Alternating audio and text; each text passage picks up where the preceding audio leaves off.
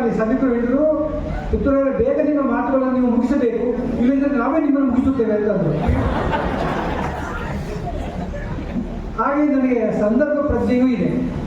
ಮಾತುಗಳು ಯಾವುದು ಸಮಯೋಚಿತ ಸಂದರ್ಭೋಚಿತವಾಗಬೇಕು, ಮಾತು ಆಗೋದಿಲ್ಲ. ಹಾಗೆ ಸಭಾ ಪ್ರಜ್ಞೆಯೂ ಇರಬೇಕು.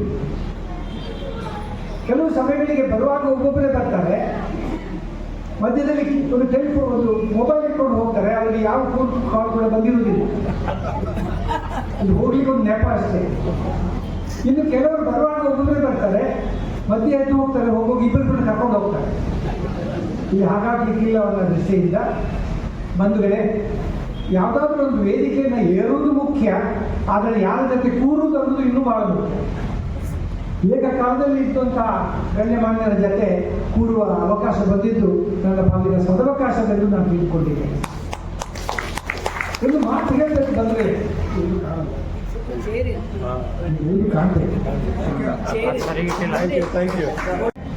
ಈ ವೇದಿಕೆಯಲ್ಲಿ ಕೂತಿರೋರೆಲ್ಲ ವೇದಿಕೆಯಿಂದ ಉದ್ಭವಿಸಿದವರಲ್ಲ. ಒಂದು ಕಾಲದಲ್ಲಿ ಸಭೆ ಸಮಾರಂಭದ ಹಿಂದಿನ ಸಾಲಿನಲ್ಲಿ ಕೂತವರು ಕ್ರಮೇಣ ತಮ್ಮ ಪ್ರಾಮಾಣಿಕವಾದ ಪರಿಶ್ರಮ ಪ್ರಯತ್ನಗಳ ಫಲಶ್ರುತಿಯಾಗಿ ಒಂದೊಂದೇ ಸಾಲು ಮುಂದೆ ಬಂದು ಮುಂದಿನ ಸಾಲಿನಲ್ಲಿ ಕೂತವರಾಗಿ ಕೊನೆಗೆ ವೇದಿಕೆಯನ್ನು ಏರಿದರು. ಇದು ಒಳ್ಳೆಯ ತನ್ಮೂಲಕ ನಮ್ಮ ಮನುಷ್ಯನ ಭವಿಷ್ಯ ಬರೀ ಅವನ ಹಣೆಯ ಬರಹದ ಮೇಲೆ ಮಾತ್ರ ಅವಲಂಬಿತವಾಗಿಲ್ಲ, ಅವನ ಹಣೆಯ ಬೆವರಿನ ಮೇಲೆ ಕೂಡ ಅವಲಂಬಿತವಾಗಿದೆ ಎಂದು ತೋರಿಸಿಕೊಡ್ತಾರೆ. ಇದೊಂದು ಸಭೆಗೆ ಎಷ್ಟು ಜನ ಬಂದರು ಅನ್ನೋದು ಮುಖ್ಯ ಅಲ್ಲ, ಎಂತಹ ಜನ ಬಂದರು ಬಹಳ ಮುಖ್ಯ. ಬಂದಿರ್ತಂಥ ತಾವುಗಳು ಮುಖ್ಯವಾಗಿ ಅಶ್ವತ್ಥಾಂಡವರು ಅಭಿಮಾನಿಗಳು ನಾನು ಬೇರೆ ಹೇಳಬೇಕಾಗಿದೆ. ಒಂದು ಸಭೆಗೆ 1,00,000 ಜನರೇ ಬರಲಿ, ಬಂದ 1,00,000 ಜನರು ಮುಖ್ಯ ಅಲ್ಲ, ಜನರ ಲಕ್ಷ್ಯ ಮುಖ್ಯ. ನಿಮ್ಮಂತಹ ಮಕ್ಕಳು ಸುಮ್ಮನೆ ಕೂತ್ಕೊಳ್ಬೇಕು. ನಿಮ್ಮಂತಹ ಕೇಳಲು ಆಸಕ್ತಿ ಉಳ್ಳವರ ಎದುರು 4 ಮಾತುಗಳನ್ನು ಆಡೋದೆಂದರೆ ಅದು ವೀಣೆಯ ತಂತಿಯನ್ನು ಮೀಟಿದಂತೆ. ಕೇಳಲು ಆಸಕ್ತಿ ಇಲ್ಲದವರ, ರಸಿಕರಲ್ಲದವರ, ಹಾಸ್ಯಪ್ರಿಯರಲ್ಲದವರ ಎದುರು ಮಾತಾಡೋದಂದ್ರೆ ಹೆಣಕ್ಕೆ ಕಚಗುಳಿ ಕುಟ್ಟಿ ಇಟ್ಟಂತೆ ಎಂದು ಬದಲು.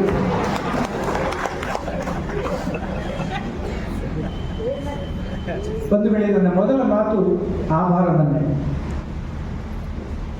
ಯಾವ ಮನೆ ಇಂಜಿನಿಯರಿಂಗ್ ಕಾಲೇಜ್ ಹೋಗಿದ್ದೆ, ಗಾಂಧೀಜಿ ಒಂದು ಮಾತು ಹೇಳು, ಅಲ್ಲಿ ಈಗ ಮಕ್ಕಳಿಗೆ ಗಾಂಧೀಜಿ ಹೆಸರೇ ಗೊತ್ತಿಲ್ಲ. ಒಂದು ಯಾವುದೋ ಕಾಲೇಜ್ ಹೋಗಿದ್ದೆ, ಮಕ್ಕಳನ್ನು ಕೇಳಿದೆ, ಗಾಂಧಿ ಗೊತ್ತೇನಪ್ಪ? ಗೊತ್ತು ಸರ್, ಆ ಗಾಂಧಿ ಯಾರು ಗೊತ್ತಿಲ್ಲ? ಯಾರು ಹೇಳು? ನಮ್ಮ ಪೂಜಾ ಗಾಂಧಿ. ಇದು ನಮ್ಮ ಸಂಸ್ಕೃತಿ. ನಾನು ಒಂದು 30 ದೇಶಗಳನ್ನು ಸಂಚರಿಸಿದ್ದೇನೆ. ಒಂದೊಂದು ದೇಶಕ್ಕೆ ಒಂದೊಂದು ಧರ್ಮ ಇದೆ, ಒಂದೊಂದು ಸಂಸ್ಕೃತಿ ಇದೆ. ಆದರೆ ತಲೆ ಎತ್ತಿ ತಟ್ಟಿ ಹೇಳಬಲ್ಲೆ, ಜಗತ್ತಿನ ಎಲ್ಲ ಧರ್ಮಗಳ ಪೈಕಿ ಅತ್ಯಂತ ಸನಾತನ ಧರ್ಮ ನಮ್ಮ ಪುರಾತನ ಧರ್ಮ, ಸನಾತನ ಧರ್ಮ ಅತ್ಯಂತ ಜೀವಂತ ಶ್ರೀಮಂತ ಸಂಸ್ಕೃತಿ ಎಂದರೆ ನಮ್ಮ ಭಾರತೀಯ ಸಂಸ್ಕೃತಿ. ಅದರಲ್ಲಿ 2 ಸುಂದರವಾದ ಸೂತ್ರಗಳು. ಅಯ್ಯ, ಉಪಕಾರ ಮಾಡು, ಪರೋಪಕಾರ ಮಾಡು, ಪರೋಪಕಾರ್ತಾಯ ಇದರ ಶರೀರಂ ಮಾಡು. ಮರಗಿಡಗಳು, ಪಶು ಪಕ್ಷಿಗಳು ಇದೇ ಕೆಲಸ ಮಾಡ್ತಾ ಇದ್ದೇವೆ. ಪರೋಪಕಾರಾಯ ಫಲಂತಿ ವೃಕ್ಷ. ಒಂದು ಮರ ಒಂದು ಹಣ್ಣನ್ನು ಕೊಟ್ಟು ಸ್ವಂತಕ್ಕಾಗಿ ಅಲ್ಲ, ಅದು ತಿನ್ನಲೇ ಇಲ್ಲ, ನಮಗೆ ಕೊಟ್ಟು ಬಿಟ್ಟಿದ್ದಾರೆ. ಪರೋಪಕಾರಾಯ ವಹಂತಿ ನದ್ಯ. ಒಂದು ನದಿ ನೀರನ್ನು ಹರಿಸುವುದು ತನಗಾಗಿ ಅಲ್ಲ, ಜೀವ ಜಲವಾಗಿ, ಕೃಷಿಗೆ ಜಲವಾಗಿ. ಪರೋಪಕಾರಾಯ ದುಹಂತಿ ಗಾವ. ಹುಲ್ಲನ್ನು ತಿಂದು ಹಾಲನ್ನು ಕೊಟ್ಟ ಹಸು, ಆ ಹಾಲನ್ನು ತಾನೆಂದು ಕುಡಿಯದ ಹಸು, ತನ್ನ ಕರಿವು ಕುಡಿದ ಹಸು, ಅದು ಮಾಡ್ತಾ ಇದೆ. ಆ ಕಾರಣಕ್ಕಾಗಿ ಉಪಕಾರ ಮಾಡುವ. ಆದರೆ 2 ಸೂತ್ರ ಇದೆ ಬಂಧುಗಳೇ. ಜೀವನದಲ್ಲಿ ನಾವು ಪ್ರತ್ಯುಪಕಾರ ಮಾಡಬೇಕು, ಆದರೆ ಮಾಡಿದ ಉಪಕಾರವನ್ನು ಮರೆತು ಬಿಡುವುದು ಇದು ಬಹಳ ಮುಖ್ಯವಾಗಿದೆ. ಅದು ಪ್ರಚಾರವಿಲ್ಲದ, ಪ್ರತಿಫಲಾಪೇಕ್ಷೆ ಇಲ್ಲದ ಉಪಕಾರ ಆಗಿರಬೇಕು. ಇಳೆಯಿಂದ ಮೊಳಕೆ ಯೋಗ ಬಂದು ತಮಟೆಗಳಿಲ್ಲ, ಫಲಮಾಗುವಂದು ತುತ್ತೂರಿ ದನಿ ಇಲ್ಲ, ದಿನನಿತ್ಯ ಬೆಳಕಿಯುವ ಸೂರ್ಯಚಂದ್ರದ್ದು ಸತ್ತಿಲ್ಲ, ಕೊಲಿರಿನ ತುಟಿಗಳನ್ನು ಮಂಕುತಿಮ್ಮ. ಎಂಥ ಅದ್ಭುತವಾದ ಸಂದೇಶ. ಒಂದು ಯಾವುದೋ ಒಂದು ಕಾರ್ಯಕ್ರಮ ಹೋಗಿದ್ದೆ ಗುರುಗಳೇ, ಯಾರೊಬ್ಬರು ಯಾರದ್ದು ಹೇಳಬೇಕಾಗಿಲ್ಲ, ಅವರೊಂದು ಸಮಾಜ ಸೇವೆ ಮಾಡಿದ್ರು. ಅವರು ಮಾಡಿದ ಒಂದು ಅಭಿನಂದನಾ ಸಮಾರಂಭವನ್ನು ಅವರೇ ಆಯೋಜನೆ ಮಾಡಿಕೊಂಡಿದ್ರು. ಅವರನ್ನು ಹೀಗೆ ಕೂತ್ಕೊಳಿಸಿ ಎಲ್ಲ ಹಾರಾಕಿದ ನಿಮ್ಮ ಹಾಕಿ. ಆದರೆ ಅವರ ಮುಖದ ಮೇಲೆ ಸಿಟ್ಟಿದ್ದು, ಸರ್ ಕೂತ್ಕೊಳ್ಳಿ, ಸಿಟ್ಟಿತ್ತು. ಎಲ್ಲ ಆಯೋಜಕರಿಗೆ ಯಾಕೆ ಸರ್ ಸಿಟ್ಟು ಮಾಡ್ಕೊಂಡಿದ್ದೀರಿ? 15 ಹಾರ ಹಾಕಿದ್ದೀರಲ್ಲ. ಸಿಟ್ಟು ಮಾಡಿ ಇನ್ನೇನ್ರಿ 25 ಹಾರಗಳಿಗೆ ದುಡ್ಡು ಕೊಟ್ಟಿದ್ದಾರೆ, ಬರೀ 15 ಹಾರ ಹಾಕಿದ್ದೀರಲ್ಲ. ಯಾವುದೇ ಪರೋಪಕಾರ ಪ್ರಚಾರ ಇಲ್ಲದ, ಪ್ರತಿಫಲಾಪೇಕ್ಷೆ ಇಲ್ಲದ ಪರೋಪಕಾರ. ಇದನ್ನು ಒಂದನೇ ಸೂತ್ರ. ನಾವು ಮಾಡಿದ ಉಪಕಾರವನ್ನು ಮರೆತು ಬಿಡಬೇಕು, ಆದರೆ ಇತರರು ಮಾಡಿದ ಉಪಕಾರವನ್ನು ಮರಿಬಾರ್ದು. ಕನ್ನಡದಲ್ಲಿ ಒಂದು ಒಳ್ಳೆಯ ಮಾತಿದೆ. ಬನ್ನಿ ಸರ್, ಕೂತ್ಕೊಳ್ಳಿ. Take your seat. ಅಲ್ಲ, ಕನ್ನಡದಲ್ಲಿ ತುಂಬ ಒಳ್ಳೆಯ ಮಾತುಗಳಿವೆ ಬಿಡಿ. ಯಾಕೆಂದರೆ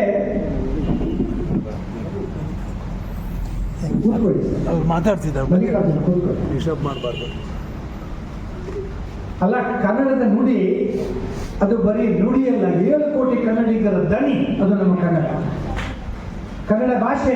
ಅರ್ಥವಾದವರಿಗೆ ಕಲ್ಲು, ಅರ್ಥವಾದವರಿಗೆ ಅದು ಕಲ್ಲು ಸಕ್ಕರೆ, ಅದು ನಮ್ಮ ಕನ್ನಡದಲ್ಲಿ ಓದಲು ಬಾಂಧವರಿಗೆ ಕೊಕ್ಕರೆಯ ಕಾಲು, ಓದಲು ಬಂದವರಿಗೆ ಅಕ್ಕರೆಯ ಸಾಲು, ಅದು ನಮ್ಮ ಕನ್ನಡ. ಅದರಲ್ಲಿ ತುಂಬ ಸುಂದರವಾದ ಶಬ್ದಗಳು ತುಂಬ ಇದೆ, ಕೆಲವರು ಮಾತ್ರ ಹೇಳ್ತಾರೆ. ಕೂತ್ಕೊಳ್ಳಿ ಸರ್, ಟೇಕ್ ಯುವರ್ ಸೀಟ್. ಅದರಲ್ಲಿದೆ, ಸಿಕ್ಕಲ್ಲಿ ಉಗುಳಬಾರದು, ಸಿಕ್ಕವರಿಂದ ಮುಗಿಸ್ಕೊಳ್ಬಾರ್ದು. ಒಳ್ಳೆಯ ಮಾತು. ಸರಾಯಿ ಅಂಗಡಿಯಲ್ಲಿ ಗಂಡಸರನ್ನು ಬಿಡಬಾರ್ದು, ಸೀರೆಯ ಅಂಗಡಿಯಲ್ಲಿ ಹೆಂಗಸರನ್ನು ಬಿಡಬಾರ್ದು. ಸರಾಯಿ ಅಂಗಡಿಯಲ್ಲಿ ಯಾಕೆ ಗಂಡಸರು ಬಿಡಬಾರ್ದು ಅಂದರೆ ಕೆಲವರು ಕಂಠಪೂರ್ತಿ ಬಿಡ್ತಾರೆ. ಸೀರೆಯ ಅಂಗಡಿಯಲ್ಲಿ ಹೆಂಗಸರಿಗೆ ಯಾಕೆ ಬಿಡಬಾರ್ದು ಅಂದರೆ, ಇದು ನನ್ನ ಅನುಭವ ಕೂಡ.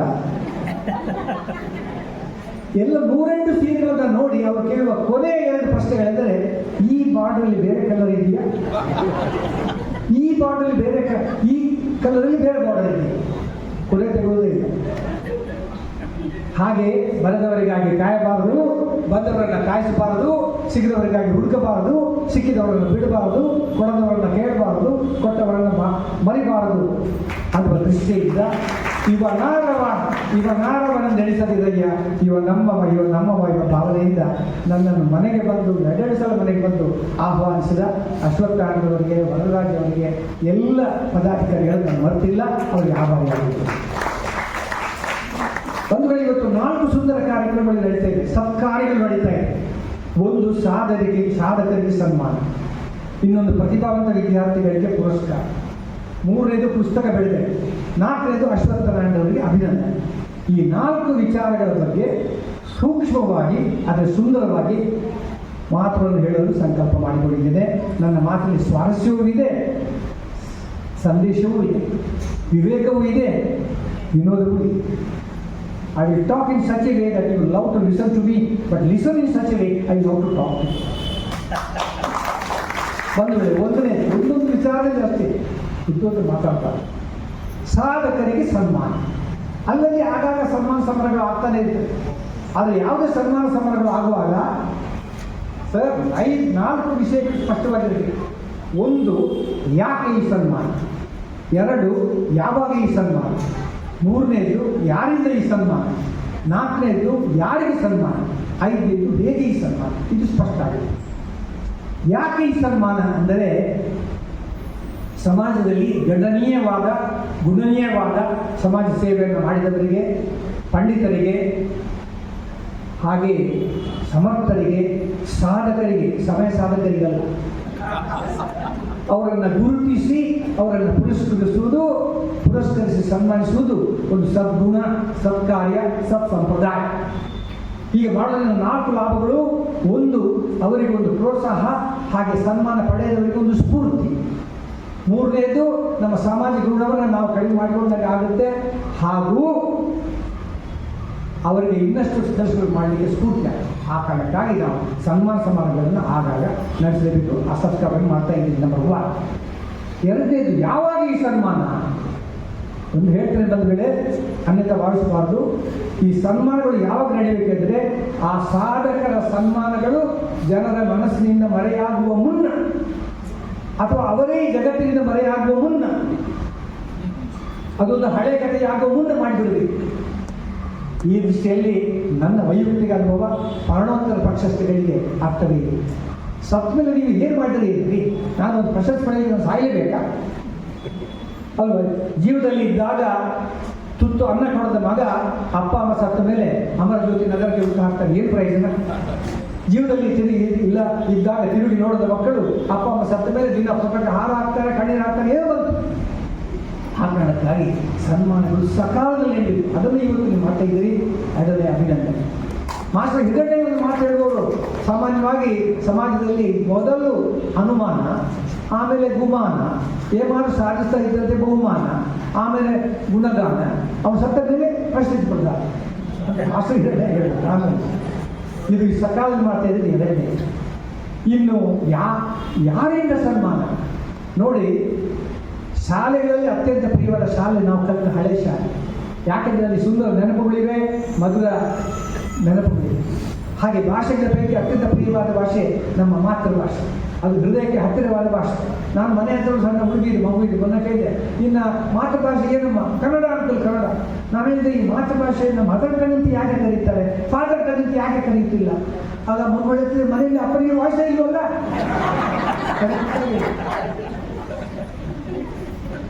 ಹಾಗೆಯೇ ಹಾಲುಗಳ ಪೈಕಿ ಅಮ್ಮನ ಎದೆ ಹಾಲು ಬಹಳ ಶ್ರೇಷ್ಠ. ಯಾಕೆಂದರೆ ಅದರಲ್ಲಿ ಪೋಷಕಾಂಶವೂ ಇದೆ, ಪ್ರೀತಿಯೂ ಇದೆ. ಹಾಗೆ ಸನ್ಮಾನಗಳ ಪೈಕಿ ಎಲ್ಲೆಲ್ಲೋ ಮಾಡುವ ಸನ್ಮಾನಗಳಿಂದ ಇಂತಹ ನಿಮ್ಮಂತಹ ಸುಸಂಸ್ಕೃತ ಸಭ್ಯ ಸಭಿಕರೆಯನ್ನು ಮಾಡುವ ಸನ್ಮಾನ ಅತ್ಯಂತ ಶ್ರೇಷ್ಠವಾಗಿದ್ದು ಅವರಿಗೆ.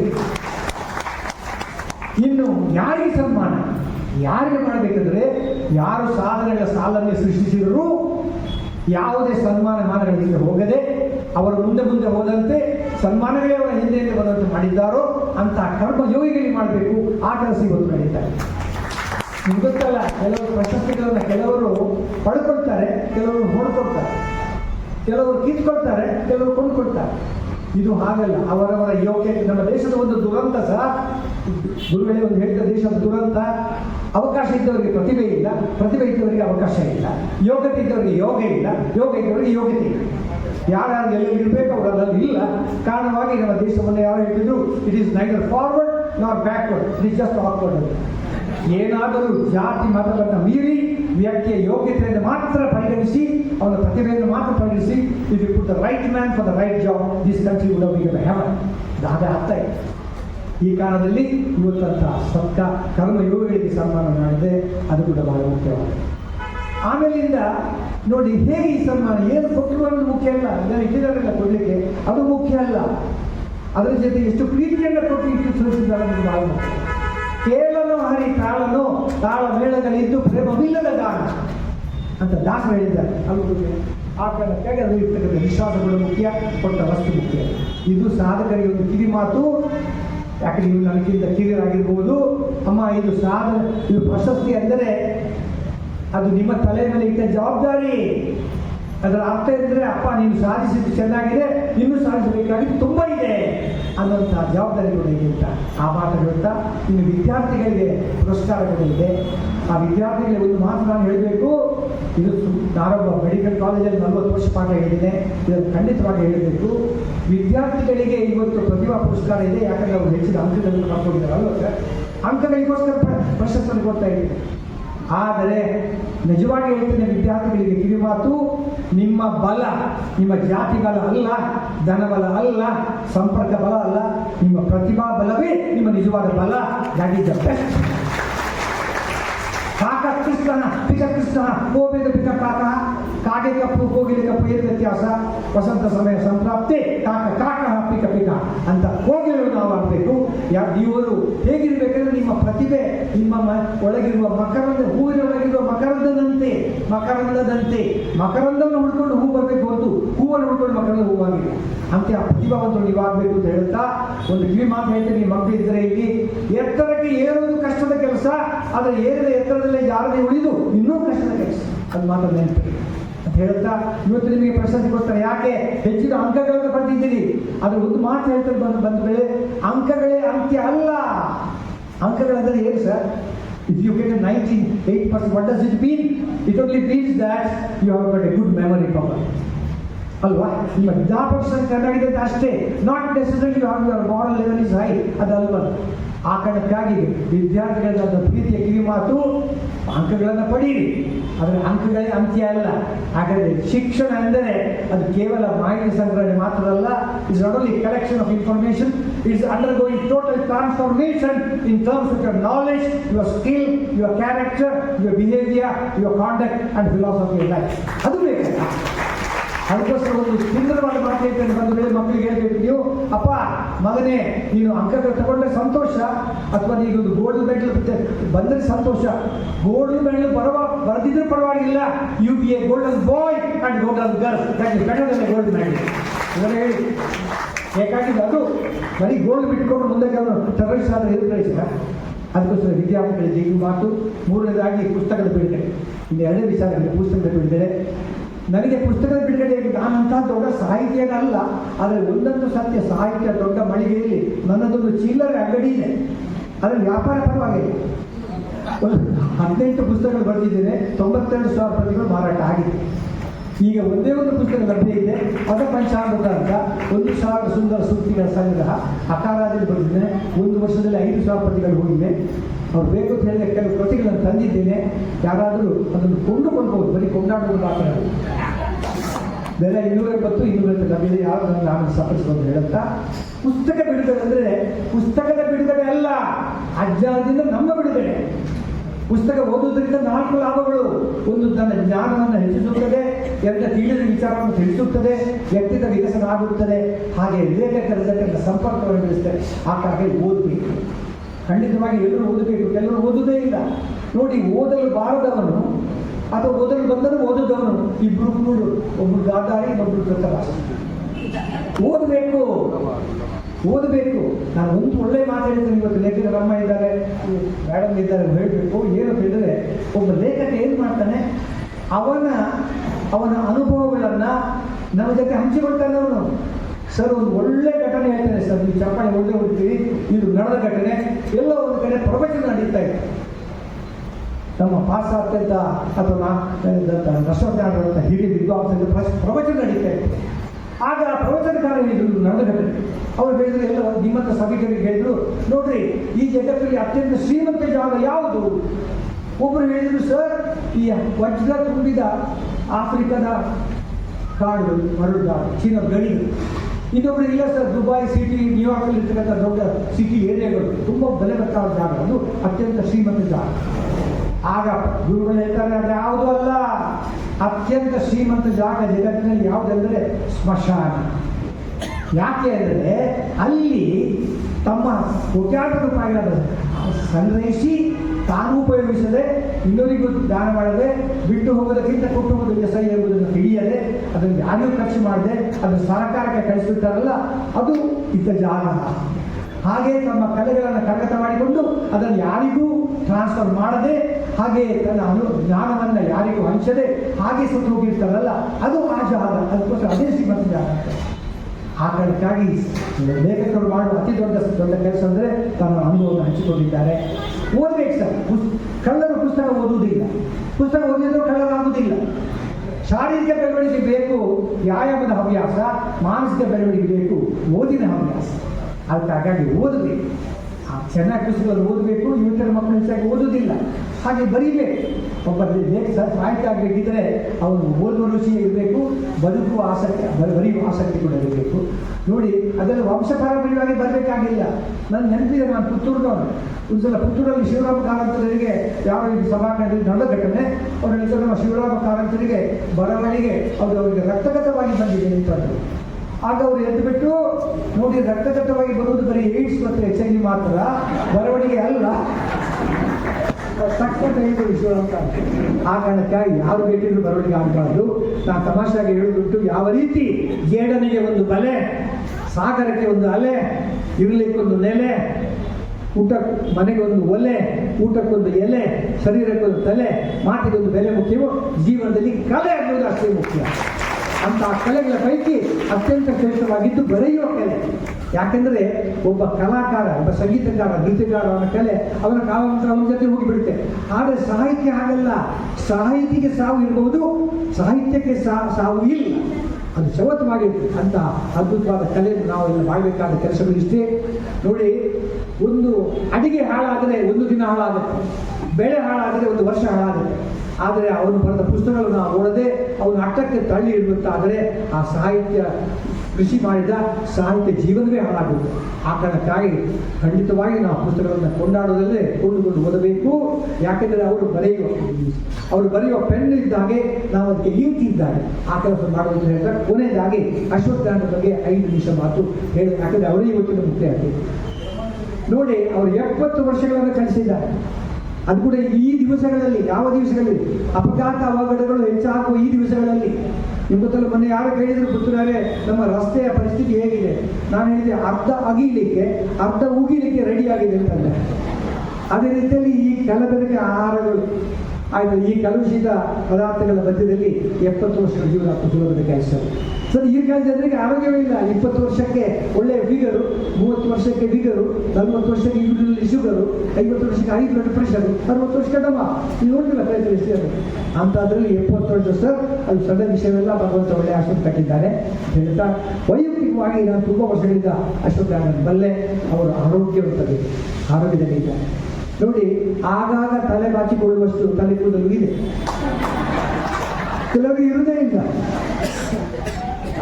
ನಿಮ್ಗೆ ಗೊತ್ತಲ್ಲ, ಕಷ್ಟಗಳು ಬರುತ್ತೆ, ಕಷ್ಟಗಳು ಹೋಗುತ್ತೆ, ಹಣ ಬರುತ್ತೆ, ಹಣ ಹೋಗುತ್ತೆ, ಹೊಟ್ಟೆ ಬರುತ್ತೆ, ಹೋಗಲ್ಲ, ಕೂದಲು ಹೋಗುತ್ತೆ, ಬರೋಲ್ಲ.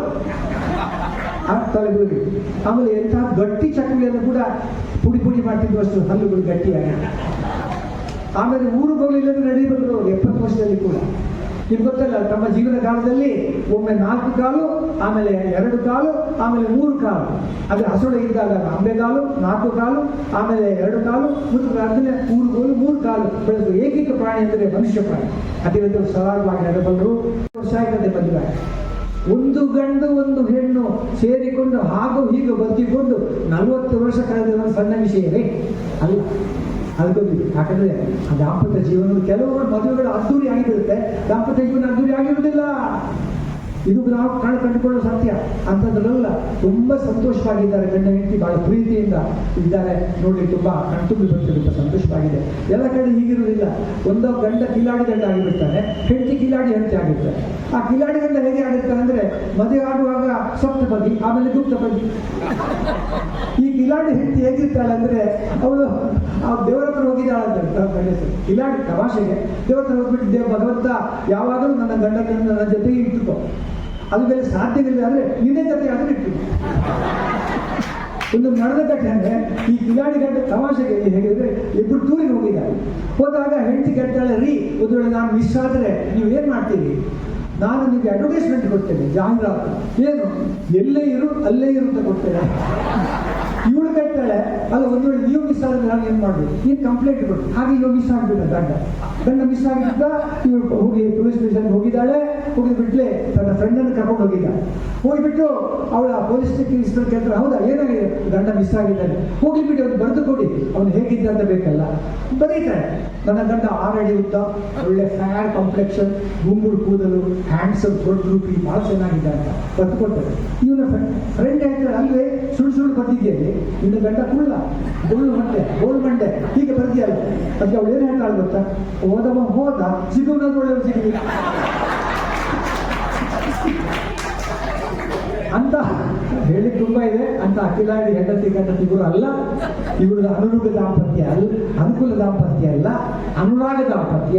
ಇವರ ದಾಂಪತ್ಯ ಬಹುಕಾಲ ಬಾಳಲಿ, ಅವ್ರು ಚೆನ್ನಾಗಿರಲಿ ಅಂತ ಹೇಳ್ತಾ ಅಶ್ವತ್ಥಾಮರವರೇ ಲೈಫ್ ಬಿಗಿನ್ಸ್ ಅಟ್ 70.